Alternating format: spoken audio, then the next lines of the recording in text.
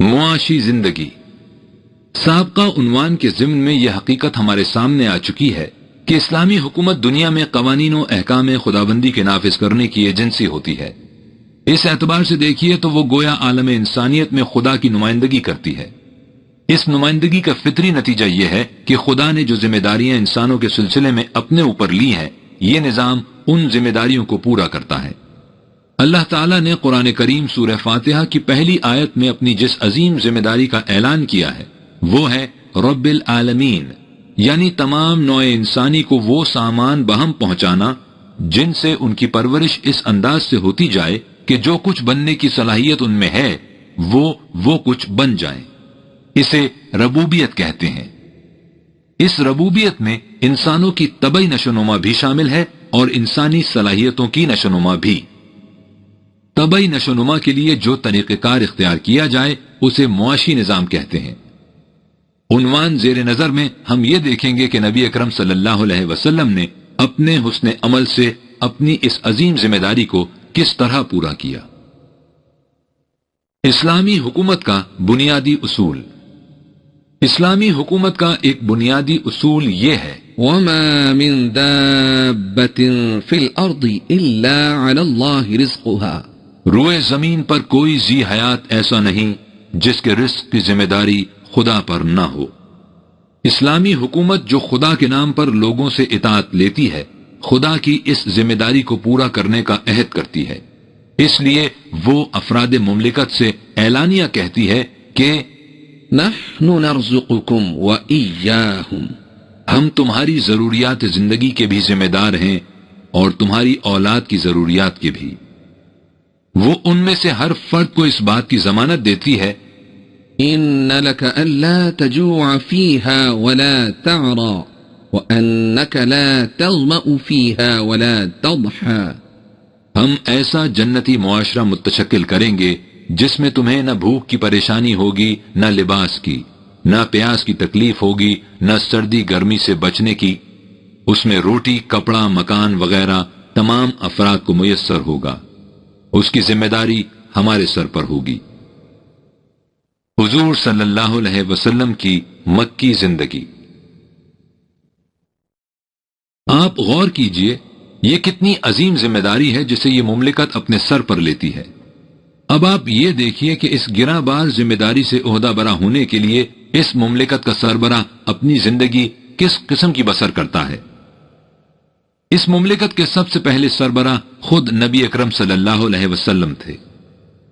آپ صلی اللہ علیہ وسلم کی حیات طیبہ کے دو حصے ہیں، ایک مکی زندگی، دوسری مدنی زندگی۔ مکے کی زندگی میں یہ مملکت قائم نہیں ہوئی تھی، لیکن حضور اکرم صلی اللہ علیہ وسلم اس جماعت کی تشکیل و تربیت میں مصروف تھے جن کی رفاقت سے یہ مملکت قائم ہونی تھی۔ عام طور پر سمجھا جاتا ہے کہ آپ صلی اللہ علیہ وسلم کی مکی زندگی بڑی اسرت اور تنگ دستی کی تھی، لیکن یہ درست نہیں۔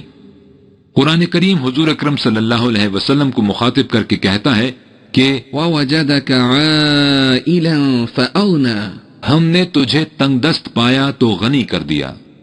اس سے ظاہر ہے کہ حضور اکرم صلی اللہ علیہ وسلم کی وہ زندگی ایک غنی کی زندگی تھی، یعنی ایسی زندگی جس میں آپ صلی اللہ علیہ وسلم کو اپنی ضروریات کے لیے کسی کا محتاج نہیں ہونا پڑتا تھا۔ لیکن وہاں جماعت کے افراد کی ذمہ داریاں بہت زیادہ تھیں۔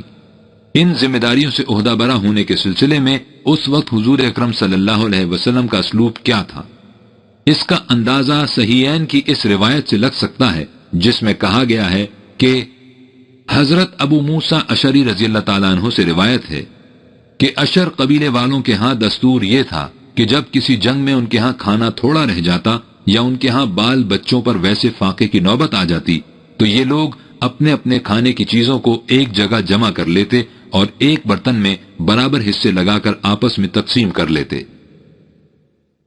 رسول اللہ صلی اللہ علیہ وسلم نے فرمایا کہ یہ لوگ مجھ سے ہیں اور میں ان میں سے ہوں۔ اس سے ظاہر ہے کہ اس زمانے میں حضور اکرم صلی اللہ علیہ وسلم اور جماعت مؤمنین کا انداز زیست ایسا تھا کہ اپنے اپنے کھانے کی چیزوں کو سب اکٹھا کر لیتے اور پھر اس میں سے حصہ رسدی کھا لیتے۔ چونکہ اس وقت جماعت میں اکثریت محتاجوں اور ناداروں کی تھی، اس لیے ظاہر ہے کہ اس مساواتی تقسیم میں ہر ایک کے حصے میں کس قدر آتا ہوگا۔ جو کچھ دوسروں کے حصے میں آتا ہوگا وہی حضور اکرم صلی اللہ علیہ وسلم کے حصے میں آتا ہوگا، بلکہ اس سے بھی کم۔ اس لیے کہ قرآن کریم نے مؤمنین کا انداز زیست یہ بھی تو بتایا ہے، يؤثرون على انفسهم ولو كان بهم خصاصة، وہ دوسروں کی ضرورت کو اپنی ضرورت پر ترجیح دیتے ہیں، خواہ انہیں خود تنگی ہی میں گزارا کرنا پڑے۔ مدنی زندگی۔ حضور اکرم صلی اللہ علیہ وسلم کی مدنی زندگی میں ایک مملکت وجود میں آ گئی تھی۔ آپ صلی اللہ علیہ وسلم قریب 10 لاکھ مربع میل پر پھیلی ہوئی مملکت کے سربراہ تھے۔ مولانا شبلی رحمت اللہ علیہ کے الفاظ میں یہ وہ زمانہ تھا جب تمام عرب حدود شام سے لے کر عدن تک فتح ہو چکا تھا اور مدینے کی سرزمین میں زر و سیم کا سیلاب آ چکا تھا۔ لیکن اس کے باوجود آپ صلی اللہ علیہ وسلم نے جس انداز کی زندگی بسر کی، اس کے متعلق کتب تاریخ و سیر میں ہے کہ حضرت عائشہ رضی اللہ تعالی عنہا فرماتی ہے کہ آپ صلی اللہ علیہ وسلم کا کوئی کپڑا طے کر کے نہیں رکھا گیا، صرف ایک جوڑا ہوتا تھا، دوسرا نہیں ہوتا تھا جو طے کر کے رکھا جاتا۔ جن کپڑوں میں آپ صلی اللہ علیہ وسلم نے وفات پائی ان میں اوپر تلے پیوند لگے ہوئے تھے۔ گھر میں اکثر فاقہ رہتا تھا اور رات کو اکثر آپ صلی اللہ علیہ وسلم اور سارا گھر بھوکا رہتا تھا۔ حضرت عائشہ رضی اللہ تعالی عنہا فرماتی ہے کہ مدینے کے قیام سے وفات تک آپ صلی اللہ علیہ وسلم نے کبھی 2 وقت سیر ہو کر روٹی نہیں کھائی۔ اسرت کی زندگی کیوں؟ اس پر لازماً یہ سوال پیدا ہوتا ہے کہ اس قدر وسیع علاقہ آپ صلی اللہ علیہ وسلم کے زیر نگیں تھا، اتنی بڑی سلطنت کے آپ صلی اللہ علیہ وسلم سربراہ تھے، مدینے میں زر و سیم کا سیلاب آ چکا تھا، تو پھر آپ صلی اللہ علیہ وسلم اس قدر اسرت کی زندگی کیوں بسر کرتے تھے؟ اس کا جواب بالعموم یہ دیا جاتا ہے کہ خدا نے حضور اکرم صلی اللہ علیہ وسلم کے سامنے دنیا اور آخرت دونوں کو پیش کیا تھا۔ آپ صلی اللہ علیہ وسلم نے آخرت کو ترجیح دی اور سب کچھ میسر ہونے کے باوجود آپ نے نہایت تنگ دستی اور اسرت کی زندگی بسر فرمائی۔ لیکن یہ توجیہ صحیح نہیں ہو سکتی، اس لیے کہ یہ قرآن کی تعلیم کے خلاف ہے۔ دنیاوی آسائش و لذائذ کو قابل نفرت سمجھ کر ترک کر دینا رہبانیت ہے۔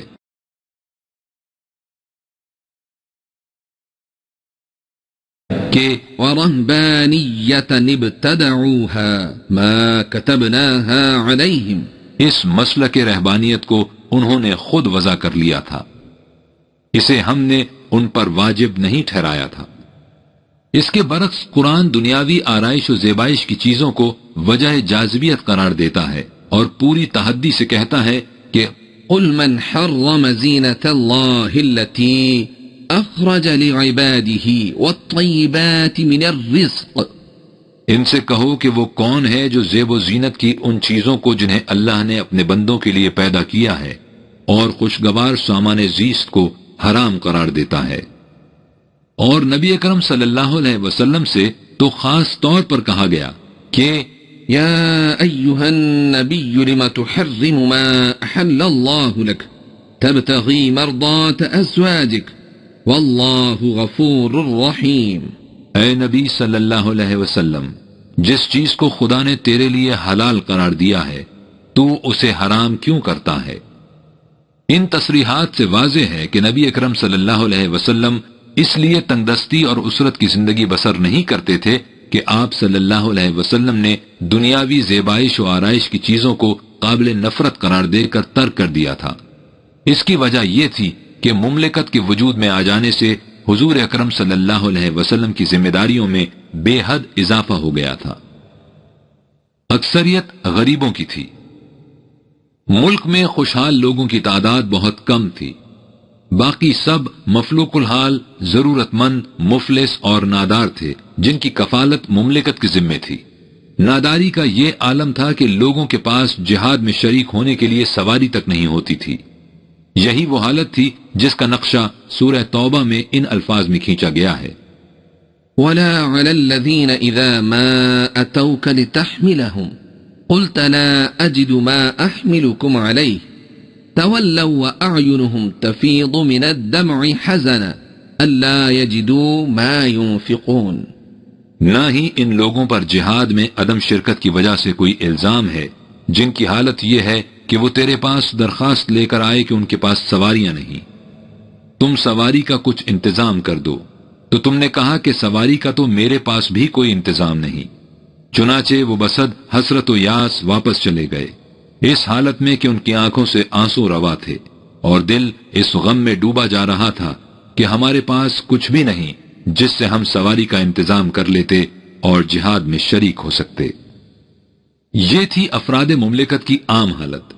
ان حالات میں آپ اندازہ لگا سکتے ہیں کہ اس مملکت کے سربراہ کو، جس کی ذمہ داریوں کا وہ عالم ہو جس کا ذکر پہلے کیا جا چکا ہے، کس قسم کی زندگی بسر کرنی پڑتی تھی. دنیا کی عام مملکتوں میں رئیس مملکت یا دیگر ارباب حکومت کے اخراجات کے لیے سب سے پہلے روپیہ الگ کر لیا جاتا ہے اور جو باقی بچتا ہے اس میں سے دیگر مداد پر صرف کیا جاتا ہے. لیکن اسلامی مملکت میں صورت اس کے بالکل برعکس ہوتی ہے. اس میں سربراہ مملکت اپنی ضروریات کو سب سے موخر رکھتا ہے. وہ اس وقت کھاتا ہے جب سب کھا چکتے ہیں، وہ اس وقت پہنتا ہے جب سب پہن چکتے ہیں. سربراہ سب سے پیچھے. ابو داؤد کی روایت ہے کہ حضور اکرم صلی اللہ علیہ وسلم نے فرمایا کہ جس شخص کو اللہ تعالی مسلمانوں کے بعض امور کا نگران بنا دے اور وہ لوگوں کی ضروریات اور احتیاجات سے لاپرواہی برتے تو اللہ تعالیٰ اس کی ضروریات اور احتیاجات کی طرف سے لاپرواہی برتے گا. ابو داؤد کتاب الخراج. یہی روایت ترمذی میں ان الفاظ میں آئی ہے. حضور اکرم صلی اللہ علیہ وسلم نے فرمایا کہ جو امام ضرورت مندوں، محتاجوں اور مسکینوں پر اپنے دروازے بند کر لیتا ہے، اللہ تعالیٰ اس کی ضروریات اور احتیاجات کے لیے آسمان کے دروازے بند کر دیتا ہے. ترمذی کتاب الاحکام. اسی تفصیل کو حضور اکرم صلی اللہ علیہ وسلم نے چند الفاظ میں سمٹا کر یوں بیان فرمایا کہ جس بستی میں کسی شخص نے اس حال میں صبح کی کہ وہ رات بھر بھوکا رہا، اس بستی سے اللہ تعالی کی نگرانی اور حفاظت کا ذمہ ختم ہو گیا. مسند امام احمد. کوئی فرد تنہا نہ رہنے پائے. مملکت کا فریضہ ہے کہ وہ کسی فرد کو محسوس تک نہ ہونے دے کہ وہ تنہا یا لاوارث ہے. اس لیے حضور اکرم صلی اللہ علیہ وسلم نے فرمایا کہ جس کا کوئی سرپرست نہ ہو اس کا سرپرست اللہ اور اس کا رسول ہے. ترمذی باب الفرائض. حتیٰ کہ اگر کوئی شخص ایسی حالت میں وفات پا جائے کہ اس پر کسی کا قرض ہو تو اس کے قرض کی ادائیگی بھی مملکت کے ذمے ہوگی. حضور اکرم صلی اللہ علیہ وسلم نے یہ اعلان فرمایا تھا کہ میں مسلمانوں سے ان کے اپنے افراد کی نسبت زیادہ قریب ہوں، سو ان میں سے جو مقروض وفات پا جائے تو اس کے قرض کی ادائیگی میرے ذمے ہے. ابو عبید کتاب الاموال. مقروض کا قرض بھی مملکت ادا کرے گی اور اگر وہ اپنے اہل و عیال کو بے سہارا چھوڑ جائے گا تو ان کی ذمہ داری بھی مملکت کے سر پر ہوگی. چنانچہ حضرت ابو ہریرہ رضی اللہ تعالی عنہ کی ایک روایت ہے کہ حضور اکرم صلی اللہ علیہ وسلم نے فرمایا کہ جو شخص چھوڑ جائے تو وہ اس کے گھر والوں کے لیے ہے، لیکن جو کسی کو بے سہارا چھوڑ جائے تو اس کی ذمہ داری میرے سر ہوگی. ترمذی باب الفرائض. نبی اکرم صلی اللہ علیہ وسلم کا ذریعہ معاش کیا تھا؟ اس کے متعلق تاریخ اتنا تو بتاتی ہے کہ دعوی نبوت سے پہلے حضور اکرم صلی اللہ علیہ وسلم نے عرب کے معمول کے مطابق بکریاں بھی چرائی تھیں اور تجارت بھی کی تھی. لیکن دعوی نبوت کے بعد آپ صلی اللہ علیہ وسلم کا ذریعہ معاش کیا تھا، اس کے متعلق نہ قرآن کریم سے کوئی اشارہ ملتا ہے، نہ ہی تاریخ کی کوئی تصریح ہماری نظر سے گزری ہے. مکی زندگی میں اپنی مملکت قائم نہیں ہوئی تھی، اس لیے مسلمانوں کی زندگی ابتدائی جماعت کی زندگی تھی، لیکن اس میں ایک عظیم دعوت اور عالمگیر انقلاب کے داعی کے اوقات جس قدر مصروف ہو سکتے ہیں اس کا اندازہ لگایا جا سکتا ہے. ایسے مصروف کہ خود خدا کو یہ تنبیہ کرنا پڑی کہ دن بھر کی بے پناہ مصروفیتوں کے بعد آپ جو رات بھر اس نظام کی تشکیل و تعمیر کے سلسلے میں مصروف فکر و عمل رہتے ہیں تو اس میں کمی کرنی چاہیے. اس سے واضح ہے کہ اس زمانے میں حضور اکرم صلی اللہ علیہ وسلم کو حصول معاش کی تگ و تاز کے لیے وقت ہی نہیں مل سکتا تھا.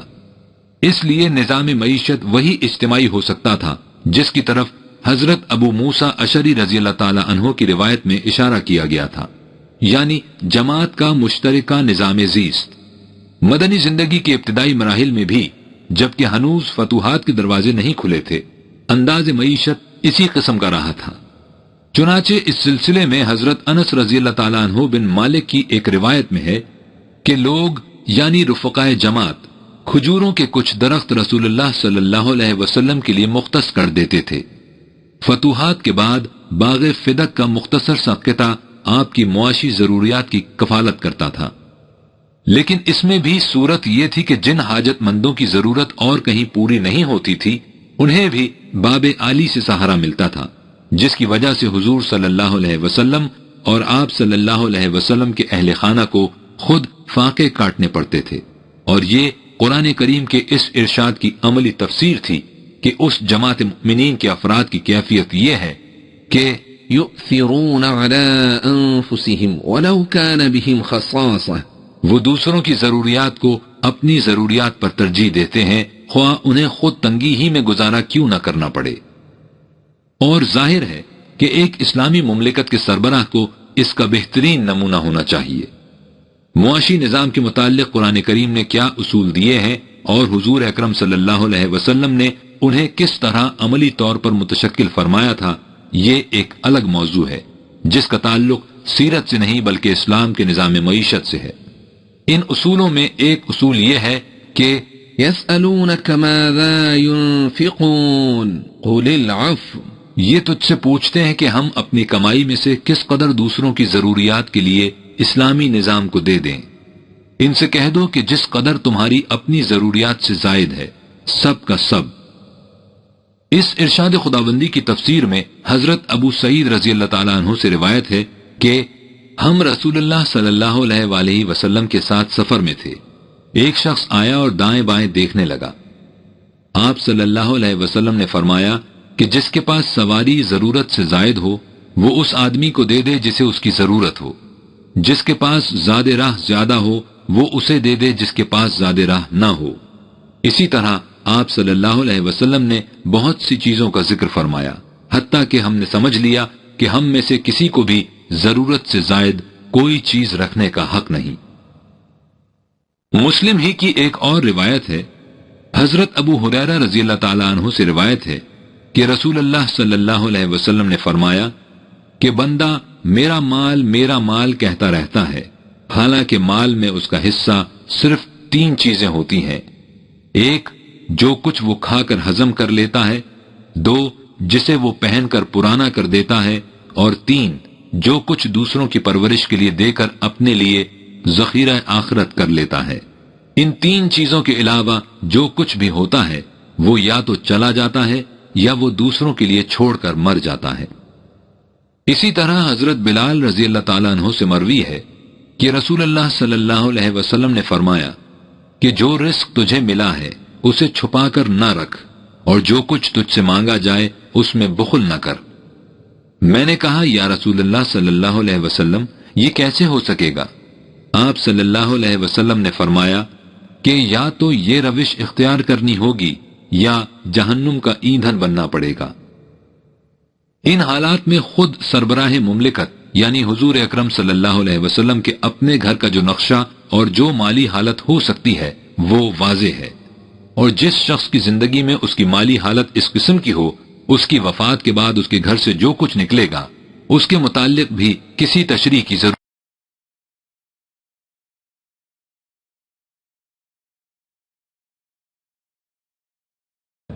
میرے ورثہ میں 1 دینار بھی بطور ترکہ تقسیم نہیں ہوگا۔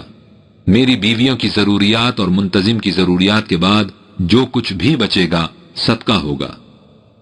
اسی سلسلے کی اگلی کڑی وہ روایت ہے جس میں کہا گیا ہے کہ مرض الموت کے ایام میں حضور اکرم صلی اللہ علیہ وسلم کے پاس 7 دینار تھے، اور حضور اکرم صلی اللہ علیہ وسلم فرماتے تھے کہ انہیں صدقہ کر دو، لیکن اس کے بعد حضور اکرم صلی اللہ علیہ وسلم پر غشی طاری ہو گئی اور سب لوگ آپ صلی اللہ علیہ وسلم کی تیمارداری میں مصروف ہو گئے۔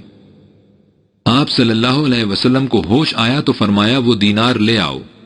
دینار کو حضور اکرم صلی اللہ علیہ وسلم نے اپنے ہاتھ پر رکھ کر کہا کہ محمد صلی اللہ علیہ وسلم کا اپنے رب پر کیا گمان ہوگا جبکہ وہ اپنے رب سے ملے اور اس کے پاس یہ ہوں۔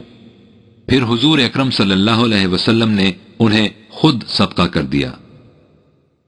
مسلم کی ایک روایت ہے کہ حضرت عائشہ رضی اللہ تعالی عنہا نے فرمایا کہ حضرت صلی اللہ علیہ وسلم نے نہ درہم چھوڑا، نہ دینار، نہ بکری، نہ اونٹ اور نہ کسی چیز کی وصیت کی۔ اسی طرح بخاری کی ایک اور روایت میں ہے کہ رسول اللہ صلی اللہ علیہ وسلم نے اپنی وفات کے وقت نہ دینار چھوڑا، نہ درہم، نہ غلام، نہ لونڈی اور نہ کوئی اور چیز سوائے اپنے ایک خچر کے اور اپنے ہتھیار کے اور اس زمین کے جسے آپ صلی اللہ علیہ وسلم نے صدقہ کر دیا تھا۔ مولانا شبلی نے سیرت النبی میں متروکات کے عنوان کا آغاز ہی ان الفاظ سے کیا ہے۔ حضرت صلی اللہ علیہ وسلم نے جب انتقال فرمایا تو اپنے متروکات اور جائیداد میں سے کیا کیا چیزیں ترکے میں چھوڑیں؟ اس سوال کا اصل جواب تو یہ ہے کہ آپ صلی اللہ علیہ وسلم اپنی زندگی میں اپنے پاس رکھتے ہی کیا تھے جو مرنے کے بعد چھوڑ جاتے۔ اگر کچھ تھا بھی تو اس کے متعلق عام اعلان کہ ہمارا کوئی وارث نہیں، جو چھوڑا وہ عام مسلمانوں کا حق ہے۔ صدقے کے معنی۔ صدقے کا لفظ ہمارے ہاں تو خیرات کے معنوں میں استعمال ہوتا ہے۔ جب دین اجتماعی نظام کے بجائے انفرادی رہ جائے جسے مذہب کہتے ہیں تو اس میں خیرات سے بلند تصور کوئی ہو ہی نہیں سکتا، لیکن دین میں اس اصطلاح سے مفہوم یہ ہوتا ہے کہ وہ کسی کی ذاتی ملکیت نہ رہے بلکہ ضرورت مندوں کی ضروریات پوری کرنے کا ذریعہ بن جائے۔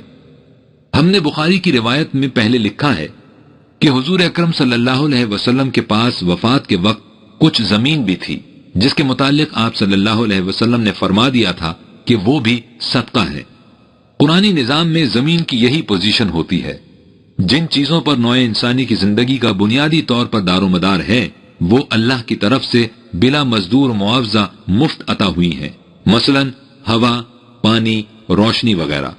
ان پر کسی کی ذاتی ملکیت نہیں ہو سکتی۔ یہی پوزیشن زمین کی ہے۔ یہ تمام نوع انسانی کی پرورش کا ذریعہ ہے اور خدا کی طرف سے مفت ملی ہے۔ وَالْأَرْضَ وَضَعَهَا لِلْأَنَامِ، اور ہم نے زمین کو تمام مخلوق کے فائدے کے لیے پیدا کیا ہے، اس لیے اسے سوان للسائلین رہنا چاہیے، یعنی تمام ضرورت مندوں کی ضرورت پوری کرنے کے لیے یکساں طور پر کھلی، اویلیبل۔ حضور اکرم صلی اللہ علیہ وسلم نے دین کا جو نظام قائم کیا اور جس کی عملی تکمیل رفتہ رفتہ حضور اکرم صلی اللہ علیہ وسلم کے سچے جانشینوں کے دور میں ہوئی، اس میں رزق کے اس اولین سرچشمے کی یہی پوزیشن تھی۔ زمینداری کا رواج دنیا میں بہت قدیم زمانے سے چلا آ رہا ہے، یعنی زمین کو ذاتی ملکیت سمجھنا اور اسے کاشتکاروں کو کرائے پر دینا۔ عربوں کی بنیادی معیشت زراعت نہیں تھی، لیکن جہاں جہاں یہ کیفیت تھی وہاں زمینداری کا بھی رواج تھا۔ حضور اکرم صلی اللہ علیہ وسلم نے اس سے منع فرما دیا۔ چنانچہ مسلم کی ایک روایت میں ہے کہ حضرت رافع بن خدیج رضی اللہ تعالیٰ عنہ کہتے ہیں کہ ہم رسول اللہ صلی اللہ علیہ وسلم کے زمانے میں زراعت کے لیے تہائی، چوتھائی یا غلے کی کوئی خاص مقدار متعین کر کے زمینیں بٹائی پر دیتے تھے۔ ایک روز میرے ایک چچا میرے پاس آئے اور کہا کہ رسول اللہ صلی اللہ علیہ وسلم نے ہمیں ایک ایسے کام سے روکا ہے جو ہمارے لیے نفع بخش تھا، مگر اللہ اور اس کے رسول صلی اللہ علیہ وسلم کی فرما برداری زیادہ نفع بخش ہے۔ حضور نے ہمیں اس بات سے منع فرما دیا ہے کہ ہم زمینوں میں مزارعت کا معاملہ کریں، یعنی تہائی، چوتھائی یا مقررہ مقدار کے غلے کے عوض زمین کو کرائے پر دے دیں۔ آپ صلی اللہ علیہ وسلم نے حکم دیا کہ مالک زمین خود کاشت کرے یا کسی دوسرے بھائی کو کاشت پر دے دے، اور آپ صلی اللہ علیہ وسلم نے زمین کے کرائے کو اور اس کے علاوہ دوسری صورتوں کو ناپسند فرمایا ہے۔ یہ عملی حکم اس اصول کی تشریح تھا جسے حضور اکرم صلی اللہ علیہ وسلم نے ان الفاظ میں بیان فرمایا تھا کہ زمین اللہ کی ہے اور بندے بھی اللہ کے ہیں، اس لیے اللہ کی زمین اللہ کے بندوں کے لیے رہنی چاہیے۔ حوالہ داؤد۔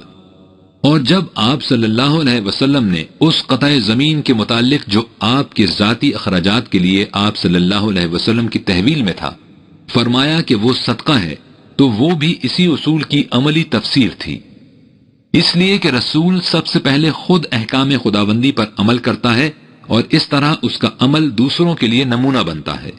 یہی حیثیت اسلامی مملکت کے سربراہ کی ہوتی ہے، وہ خود ان قوانین پر عمل کر کے دوسروں کے لیے مثال بنتا ہے۔ حضور اکرم صلی اللہ علیہ وسلم کی ذات گرامی میں چونکہ یہ دونوں حیثیتیں یکجا تھیں، اس لیے حضور اکرم صلی اللہ علیہ وسلم نے دنیا کو دکھا دیا کہ قرآن کا پیش کردہ نظام کس طرح قابل عمل ہے اور اسلامی مملکت کے سربراہ کی زندگی کس قسم کی ہونی چاہیے۔ ہم نے اس مقام پر اس انقلاب عظیم کا ذکر نہیں کیا جو حضور اکرم صلی اللہ علیہ وسلم نے نوع انسانی کے معاشی نظام میں برپا کیا۔